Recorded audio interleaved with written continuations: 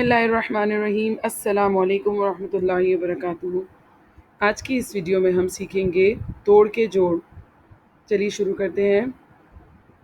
जब भी कभी अल्फाज का तोड़ किया जाता है तो हरूफ अपनी असल और मुकम्मल शक्ल में मौजूद होते हैं, लेकिन जोड़ करते वक्त ये बात ज़रूरी नहीं।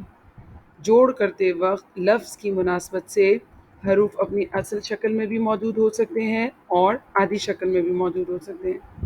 चलिए चंद मिसालों से इसे मज़ीद समझते हैं। पहली मिसाल है गाफ, मीम, लाम और बड़ी ए। क्या आप बता सकते हैं ये चार हरफी लफ्ज़ क्या बनेगा? गमले। गमले ही दुरुस्त जोड़ है। अगली मिसाल देखते हैं। मीम, ते, छोटी ए। इस तोड़ से क्या लफ्ज़ बनेगा? चलिए देखते हैं। मिट्टी। बच्चों, क्या आपने गौर किया मिट्टी में टे 2 बार तोड़ में लिखा गया है जबकि जोड़ में 1 बार लिखा गया है? क्या आप इसकी वजह जानते हैं?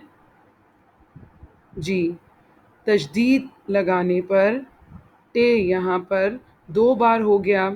जब भी कभी किसी हर्फ के ऊपर तशदीद आ जाता है तो इसका मतलब होता है कि उस लफ्ज़ की अदायगी, उस हर्फ की अदायगी 2 बार हुई है।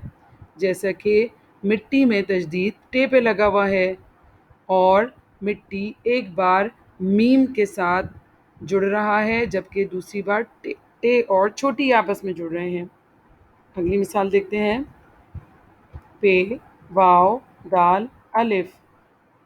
अगर हम इसे आवाज़ के साथ पढ़ेंगे तो ये होगा पा ओ द आ और बनेगा पौधा।